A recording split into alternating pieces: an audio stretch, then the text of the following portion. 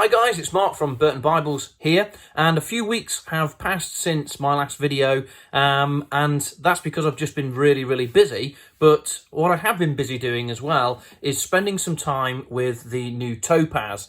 So my last video was a few weeks ago where I was showing you the calfskin edition that Cambridge had sent me. Well, that was a photocopy that they had sent out for press photographs and things like that, and they kindly exchanged it for a different edition, and this is a goatskin edition which I have been using for my own personal readings for the last few weeks.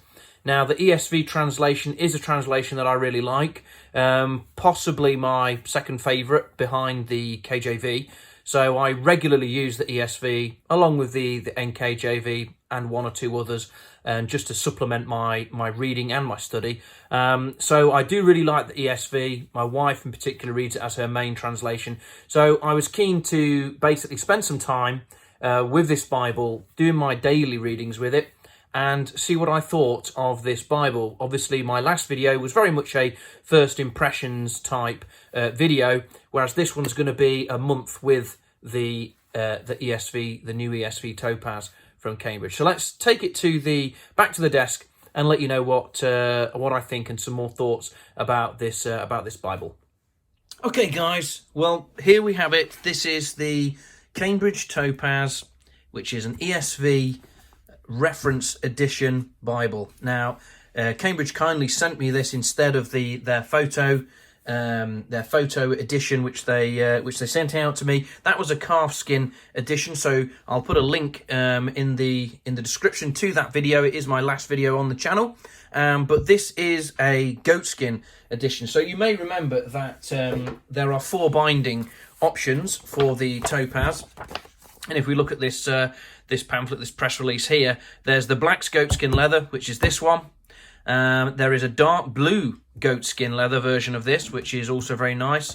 And there is a black calfskin leather, which you've seen previously on the channel, and a cherry red calfskin leather as well, which I was also quite intrigued about as well. So here is the black goatskin, and you can see that this is absolutely stunning. This is very familiar now to Cambridge users, to people who own Cambridges. It's that lovely, beautiful goatskin that they use. The grain is quite familiar, and of course it is leather lined as well, and it's lined to the edge. The edge lining you can see in the block and beneath that vinyl sheet there. So it is absolutely beautifully produced with the perimeter stitching and the 2 real high quality, very nice touch. It's really sort of silky, satiny Beresford ribbons cut at an angle to precision. Really nice ribbons, although I'm not a ribbon fan, as you know. These ones are at least really nice. Beautiful art gilt page edges with that now familiar, people call it salmon, and I guess it is a salmony type colour along the edges there, which is just really nice. And there's a great flexibility to this Bible. It is a larger Bible. You can see it against my admittedly small hands there.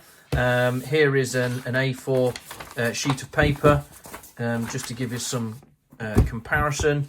It is smaller than that at least, but nevertheless it is a larger size Bible, similar footprint to the Cambridge turquoise. But with all that said about the external detailing, and again we can see those lovely spine hubs there, it's really important what's on the inside of the Bible, of course, as always, and as some people like to point out to me in my videos. So what we are really concentrating on here is what this Bible brings to the table in terms of a reading experience. And everything I said about this Bible when I received it and before I received it, they all promise to be an extremely easy reading, very clear, premium experience as you're reading it.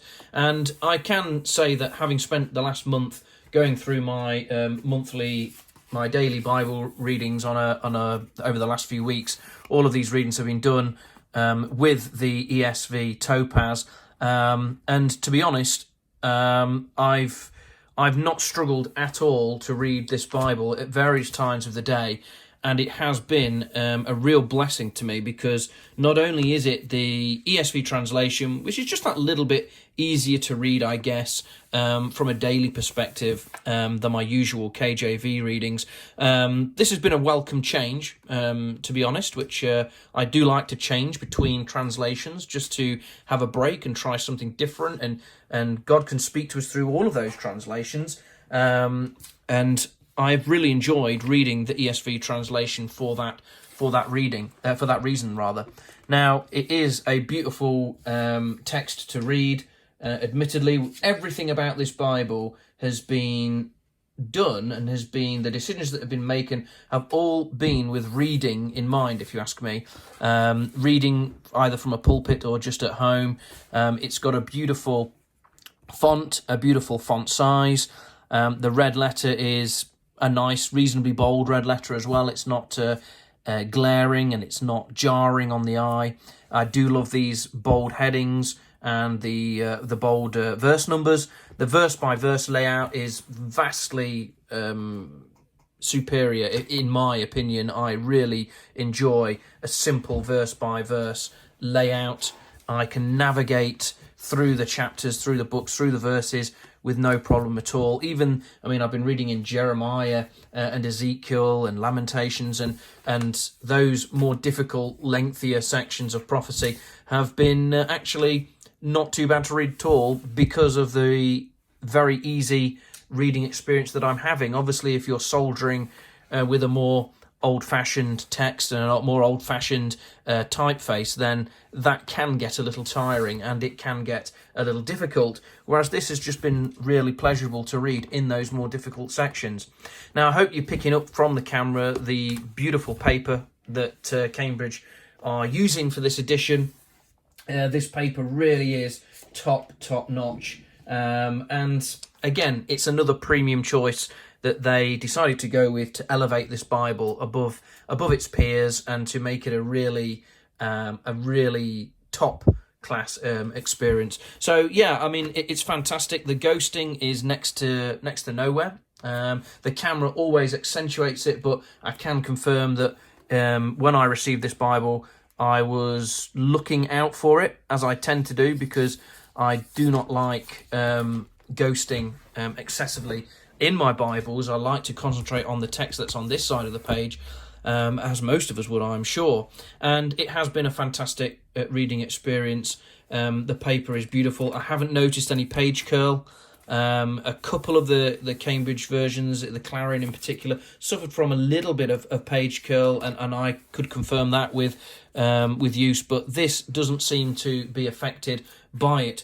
What I will say about this Bible, just in case any of you think I'm not being even or not being fair or what have you, is the only thing that I've noticed about this Bible, which it's not a criticism and it's not a negative as such, but what I have noticed is with the Edgeline version, the gutter is just more pronounced, because the text block wants to sit up like that because of the tabs of the cover coming in the edgelining process.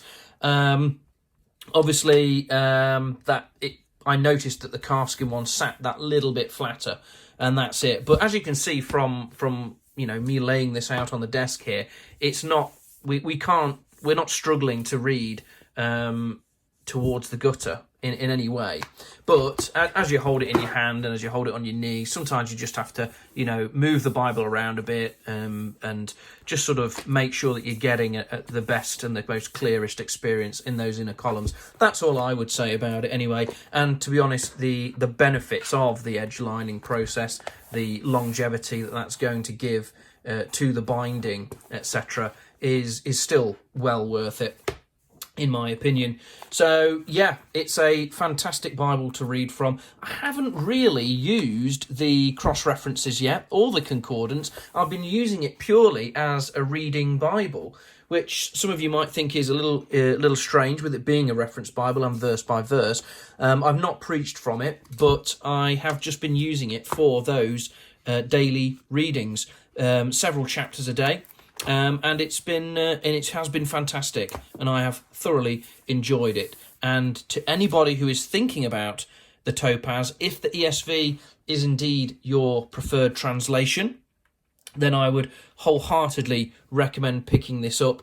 It is something different, and it is worth it over some of the Crossway editions, in my opinion. I much prefer what Cambridge have done with this typeface, with this layout, with this format. It really is awesome and fantastic. So it's definitely a big thumbs up from me. I'm very grateful to have one to read from. And for anybody who is curious, this is now live on the Burton Bibles website. There will be a link below, and on the website there will be a link to this video and possibly the other video as well, for people who want to have a good look at those videos if they're on the website and are thinking about making a purchase. I have given a discount on my website, so I think there is something like a 5% at least discount on this Bible, so you will save a few pounds and support Burton Bibles in the process. So take a look. All the binding options are on there, and if you're looking for a fantastic Bible that you want to read from every day, that you want to preach from, that you want to study from, and that you don't mind the bigger format, you want the clear reading experience, the larger font, the larger text, this is one of the best ones out there, 100%. The Clarion is smaller. It's chunkier though, but it is smaller. It does have references, but it is a single column format. So if you're looking for something that's dual column, this is the one to go for, and this is the one to look at. So I hope you found that interesting, looking at this Goatskin ESV, and I hope you've appreciated, or at least valued, the thoughts from someone who's been reading it for the last month on a daily basis, and I hope that's worth something to you. So God bless, take care, and we'll see you on another video soon. Bye-bye.